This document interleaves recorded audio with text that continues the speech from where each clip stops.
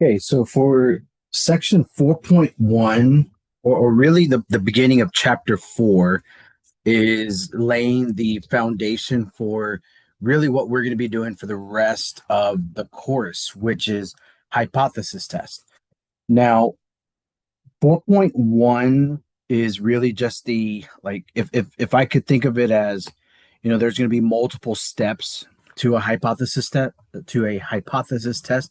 It is really just like step one to keep it as straightforward as possible. When you think of like what's a hypothesis test, I'll break it down to where it's really just like an argument. To even make it even simpler, like let's just say it's an argument between two people.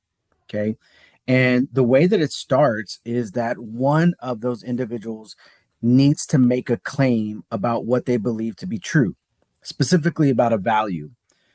That's what's going to be known as the null hypothesis, like the statement that gets the argument started.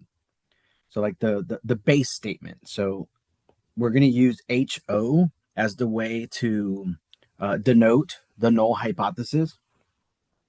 It's going to be a claim that when you think about a parameter, which again, remember, parameters are some value or some way of describing something about a population, like an average or a proportion. And it's going to say, well, I believe that the population's average or proportion is relatively equal to some number. Like the average height of people is 5 feet 7 inches, right? The proportion of people who do this is 30%. So it's going to start off the argument by saying what it believes the value is equal to. The alternative is going to be again, just to keep it real simple, like the second person who says, no, I don't think so. I think it's something different than that, maybe greater, maybe less than. And that's going to be the alternative. So, to give us an example, what do we mean by an argument or a belief that something is this value, or maybe that it's something different than that? We could use like average amount of sleep. So, on average, college students, maybe they're getting about 7 hours of sleep. But then maybe somebody comes along and says, no, I think the average amount of sleep is probably less than 7 hours. And again, you thinking about like the context of college students, like, what do you think? Do you think they're getting 7 hours of sleep? Or do you think maybe a good chunk of them are getting less than 7 hours of sleep? Now, in terms of putting this into start building these arguments, what they're going to look like, specifically with like HO and HA, again, that signifies the null hypothesis and the alternative. So the null hypothesis is always the one in our class that's going to be saying, hey, I think it's equal or about equal to this value. So in this context, it would be that the average hours, or I'm gonna do it this way. Yeah, students. I'm gonna put the context. I'm gonna put the context, which is about specifically college students. College students students get on average 7 hours of sleep, and boom, that's our base statement. Maybe it's 7 hours, but then somebody else may come along and want to challenge that and say, no, I don't think they are. They And I'm gonna keep the idea of on average, right? On average, they get less than 7 hours. All right. Now, those are the two different arguments. One person says, no, they're getting about 7 hours of sleep. Somebody else is saying, no, I don't think so. I think they're getting less than that.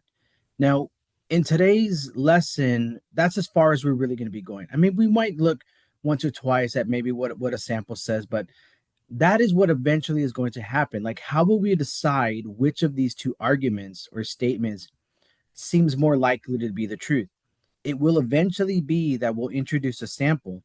And let's suppose they do a sample of like 50 college students and it comes back to be like 6.99 hours. Well, 6.99 is just about seven. So it seemed like the HO argument is more likely to be true. But if it comes back to be something like 4 hours on average, then it seems like the alternative that they're getting less than 7 hours is maybe more likely to be the truth. So eventually, a sample is what we're going to use to settle which of these two statements seems to be more accurate. There's going to be different variations to this, though. Now, the good news is for the null hypothesis, it's always going to be the one that says, hey, I believe that the value for some parameter is equal to a number. The two things that we're going to be using a lot or using in studies, our focus is going to be means and proportions. And so you can see here, that's one way you would write a null, that the average or the mu is equal to like this number. And again, mu would be that it's a statement about an entire population.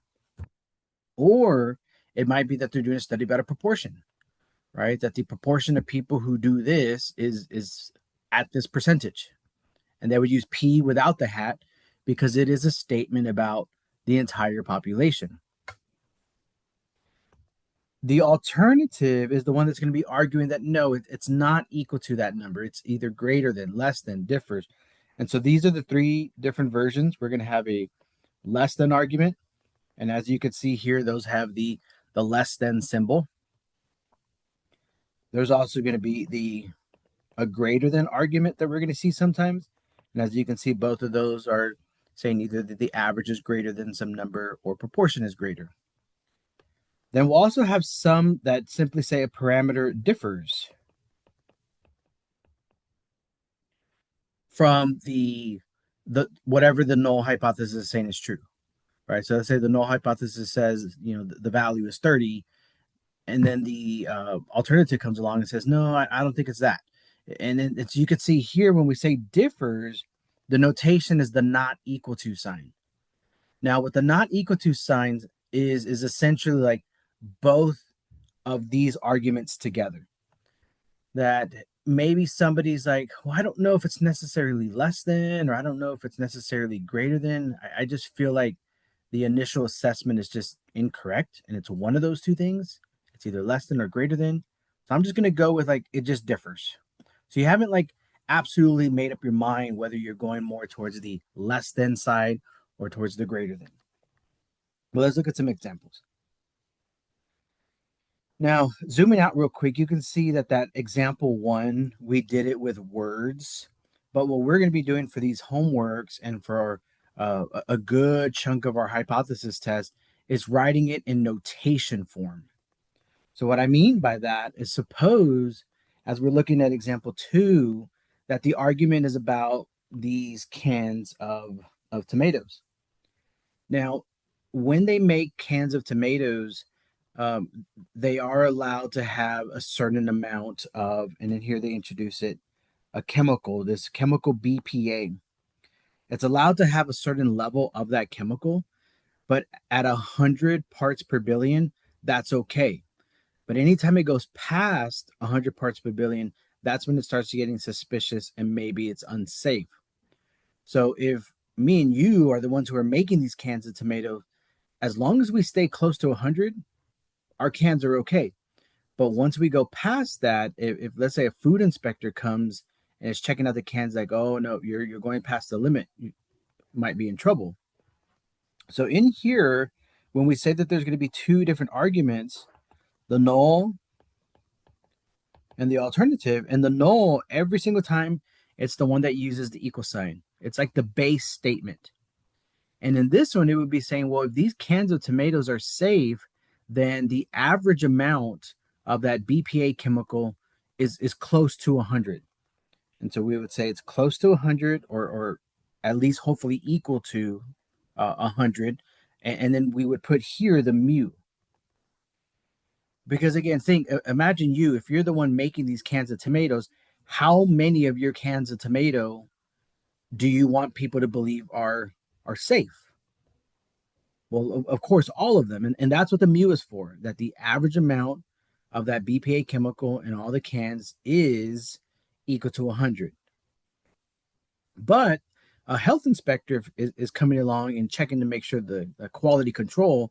And again, Where the trouble starts is if you're greater than 100. And again, that the mean amount is if it's greater than 100, that's when a company would start to get in trouble.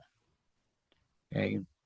Now, the way that we would settle this argument, whether these cans should maybe be recalled, is they would need to do a sample, right? They're not going to open up the entire inventory, like every single case and every single can. They would do a sample. And again, if the sample comes back to be pretty close to 100, then maybe things are okay. But if maybe the cans come back with like, who knows, like 200, right? Parts per BPAs, the way they do the units for it, or parts per billion, then maybe they need to do a recall. But that's something that we're going to do later. Right now, we're just setting up the argument. Someone says that it's at 100. Somebody's wanting to check to see if it's greater than 100. We could do this for proportions as well. Now, what I want you to do here, a lot like what I did here, I did mean greater than 100. It was a study about an average. I want you to do the same thing here. Now, again, somebody starts off saying, the proportion for the percentage of this thing that's happening is this value. But then someone else comes along and, wants to challenge that and says, no. But what I want you to look for, and it should be there, it should be either like something that gives the idea of less than, greater than, or differs.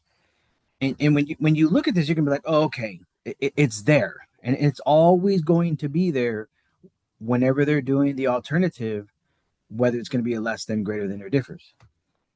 They'll also every single time tell you whether it's about a proportion or whether it's about an average. This one, right? Hopefully you had a chance to kind of just read through and maybe circle or underline some of the key words. This one here is about a proportion. And the giveaway is because we see a percent sign.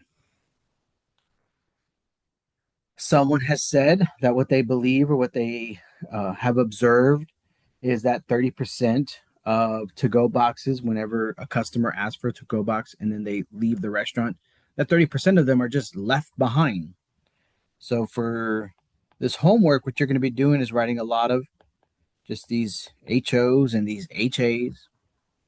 The HO is always the one that starts off saying what the initial claim was equal to. Somebody said that the proportion or the percentage of to-go boxes that are left behind is 30%. But then somebody wants to come along and challenge that if the percentage of leftover food differs from that 30%. So you would use this. Now, again, we're not going to be doing much with the sample, but if these two are the two arguments, one says, no, I think it's pretty close to 30%, and someone else is like, no, I don't think so. And they don't specifically say whether they feel like it's more towards that it's less than that or that it's leaning towards being higher than that. If they don't specifically say which of those two directions they want to go, then it's going to be a differs. Now, if they were to do a sample of this and it would come back to be like 29.5%, then that seems like this person is maybe telling the truth, that it's about 30%. But if it comes back to be like 10%, then that seems to be wrong. Or if it comes back to be, 60%, then again, that would be a way of showing that that is maybe wrong, like a wrong assessment. And I'll go ahead and say now, when we do these homeworks or whenever we're looking at hypothesis tests throughout the rest of the course, we are going to be always imagining ourselves on team HA. That we are trying, when the sample happens, that we're going to hope that it does in some way show that HO is incorrect and that the thing that we're testing does favor the alternative. That's why I've got a couple little bullet points about that. It says in a hypothesis test, the researcher hopes that the results from an observed sample contradict the null hypothesis and offer evidence to support the alternative. And again, I'll say it now. Whenever we're doing these hypothesis tests, we're imagining ourselves on team HA. That is the thing that we're trying to argue for. That the HO is the thing that's wrong and that this is more likely to be the correct idea. Now, the reason why I have example four is really just to show you that you could do hypothesis tests about anything. The context in which they can be utilized is without limit. So in this one, it's the idea of ESP. So like it's like a sixth sense, right? Some people believe that there are some people have like this extraordinary power where they can like read your mind and know what you're thinking. In this specifically in this one, it's like suppose that there's only um, some choices of A, B, C, D that they'd be having to guess by reading your mind. If they do have a special power, then they should be able to guess it, what it is that you're thinking of, right, and get it correct. Now, if it's all baloney and just like this fake idea, and ESP is not really a legit power that some people possess, then all they're really doing is guessing. And so, if you or I were without any sort of powers, given an opportunity to try to guess what somebody's thinking in their head, A, B, C, D, or E, we might get lucky and guess it. And if we do it a handful of times, we might just by dumb luck and just sheer guessing power get maybe about 20% of them correct. Now, suppose somebody really wanted to put this to the test to see whether someone can prove to us that ESP is a legit thing. We could put it to a hypothesis test. And I want you to look. There is one statement there that mentions the 20%. It says that the partner then tries the whole experiment. The partner tries to guess the letter.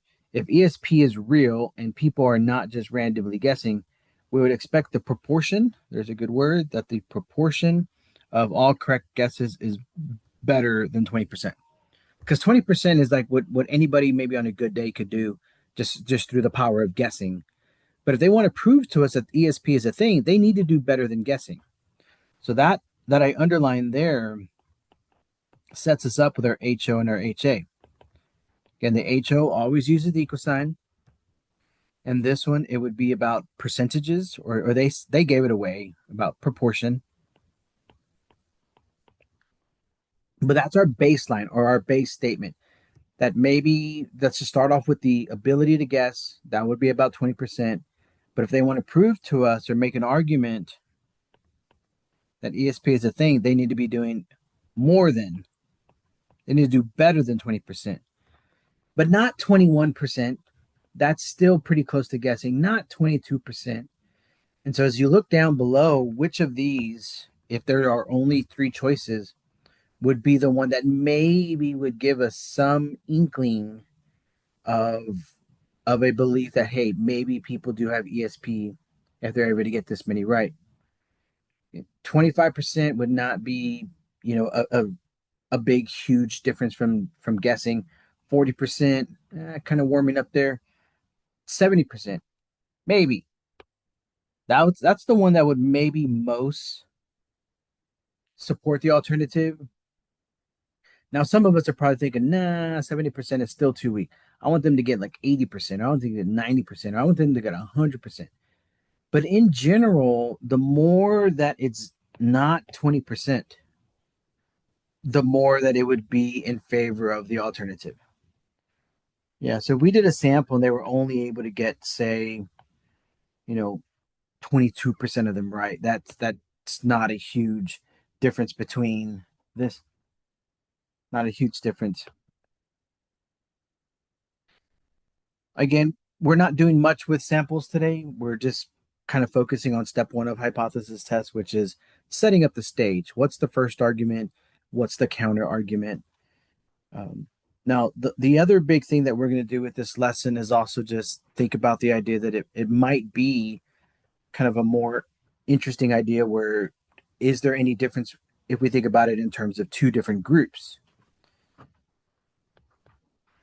Now, whenever we're talking about two different groups, that's when you look at all these little notations here and all these over here. Notice that there's little onesies and little twos for the subscripts. That's all to indicate that there's like a competition going on here. Now, the null hypothesis is always the one that's sort of like the Debbie Downer, like, nah, there's really nothing interesting going on. There's not any reason to waste our time and collect any data or do any samples because the two groups are like, there's no difference. They're going to be experiencing the same thing. So the null hypothesis assumes that there is relatively no difference between the two groups, and you can see kind of two ways of writing the idea that there's no difference.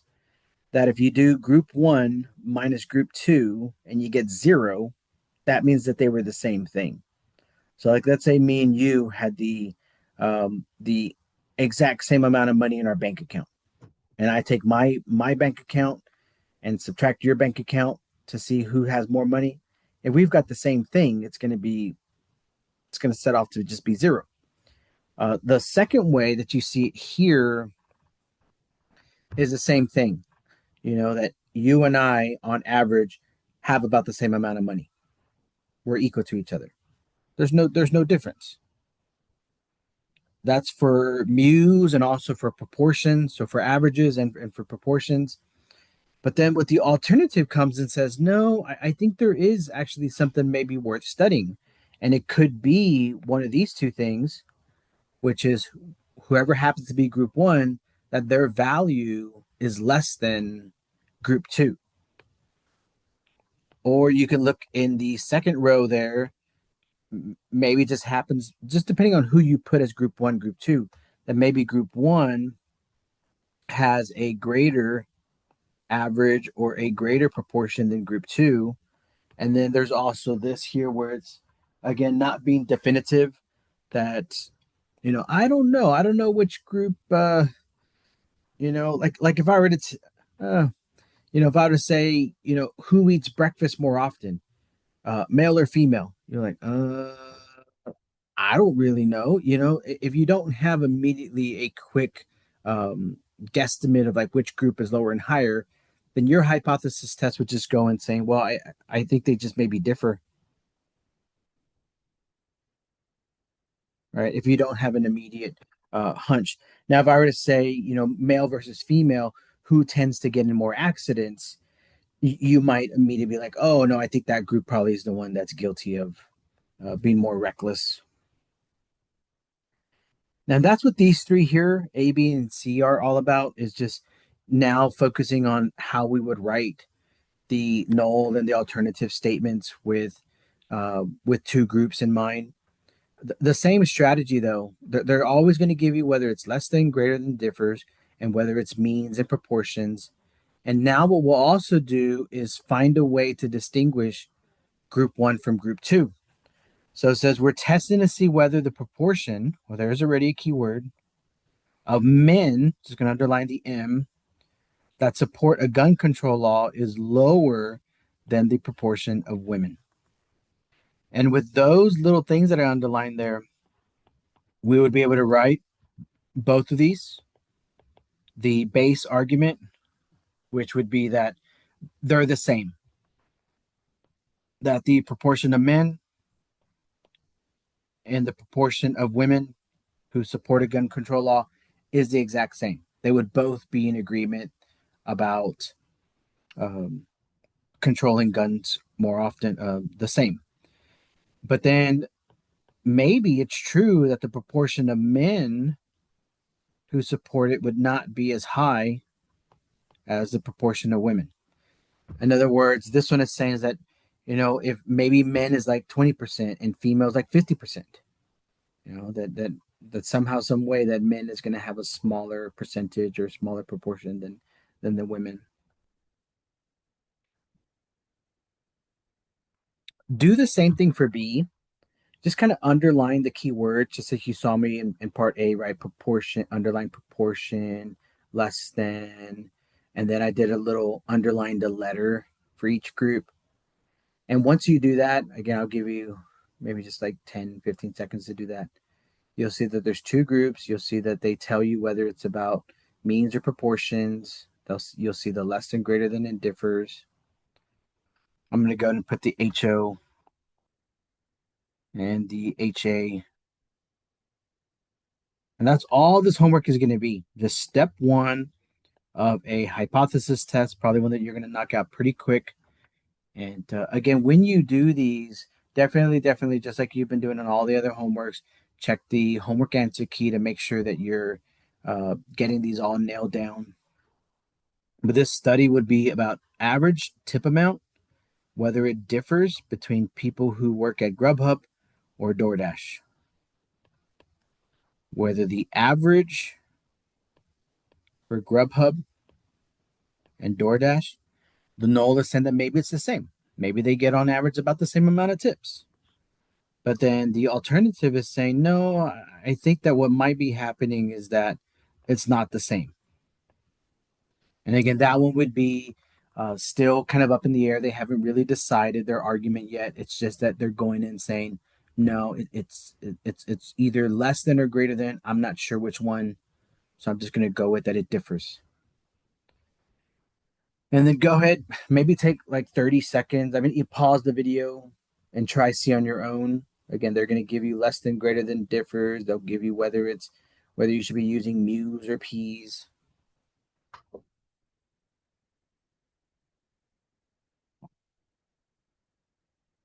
Again, remember the HO is always the one that uses the equal sign. And it's always the alternative that's either this or that. All right, here it comes. So in this one, they were doing whether the percentage of smokers who get pregnant, whose pregnancies end in miscarriage, whether that is greater than the percentage of non-smokers.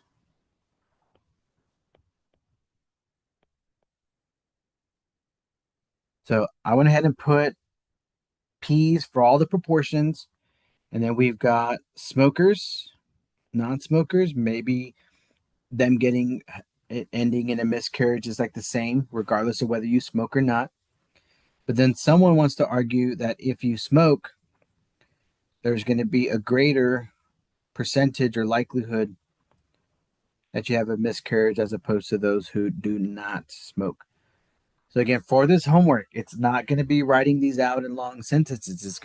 You're going to be required to write it with either mu's or p's, and you need to use mu's and p's because, like even like this one here, it's a statement trying to say for all that in general for all women who smoke that they're going to have more miscarriages as compared to like all women who do not smoke. And we'll actually look at that study later. They actually did collect data from women who were smokers and non-smokers to compare uh, what was happening in terms of miscarriages. So we'll come back to that one. And then the last thing I want to do here, this one for sure, I want you to pause the video. I want you to read both example 6 and 7. And the reason why I have both of these on the last page is kind of putting it all together. One of these is about one group, one of these is about two groups. And so all I want you to do is find out which is which. Here's HO, here's HA. That's all you're going to be doing with this.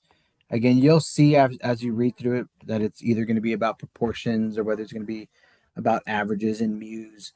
But again, pause the video, read through both of these. And then when you do this, also look back at the first page to see how we did it, the first couple pages to see how did we do things whenever it was just one group. It was just one group and a value, a number. And then whenever it's two groups, look at the last page to see how we were doing those. So I'll be quiet, pause the video, try both of these.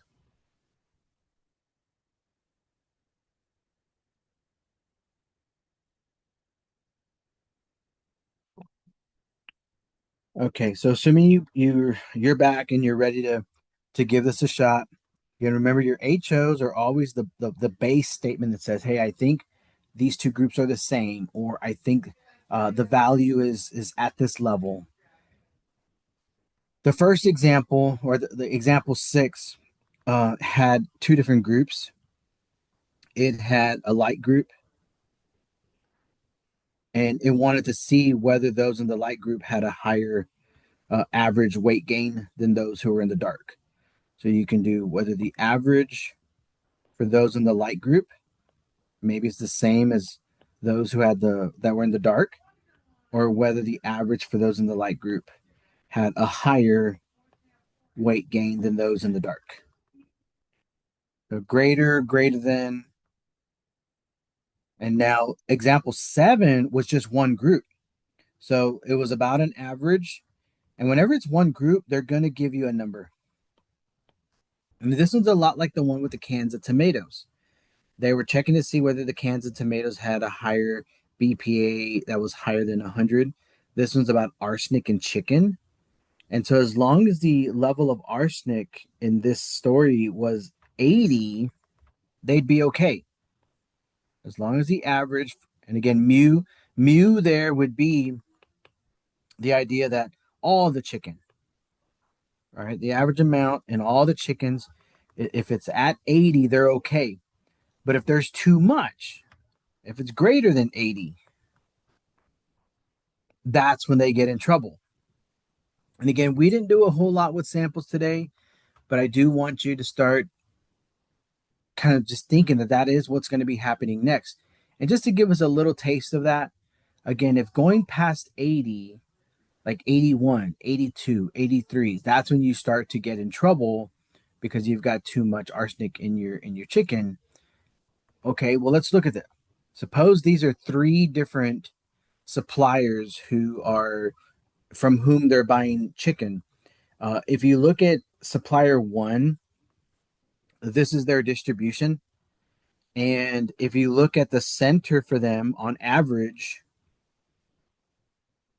they had about 75. Uh, that was like the measurement for their arsenic, about 75. So they'd be okay. Because again, it's only if you go on average above 80 that you start getting in trouble. I'm just going to put a little note here. They had a sample mean of about 75. Then if you look at the distribution for supplier two, again, just maybe right about here, that's like 82. So would they be in trouble? Little bit, yeah. I mean, again, once you go past 80, that's an indication that you might have too much arsenic in your chicken. But if you look at supplier three and you look at where their center is, I'm just going to go with right about there. I mean, we can go a little bit more if we need to, if we feel more. That's 86, 87. That's just kind of where their center is. So that'd be 80 x bar equal to 86 or 87. And so the one who's most likely to be in trouble is going to be supplier three. Again, it's who has the strongest evidence for the alternative that they have more arsenic in their chicken than what they should. That would be supplier three. Again, you can kind of think of it this way, that supplier one, that they were at a level of 75, that they're good. They're like, yeah, we don't have too much arsenic in our chicken. 82 would be like, I don't know, are we in trouble? And then 87 would be like, oh my goodness, we're about to lose our deal and not be able to sell any more of our chicken. But that's your 4.1. Again, just setting the stage for hypothesis tests. 4.2, 4.3. We're gonna hit more of this, but I'll go ahead and end the recording there.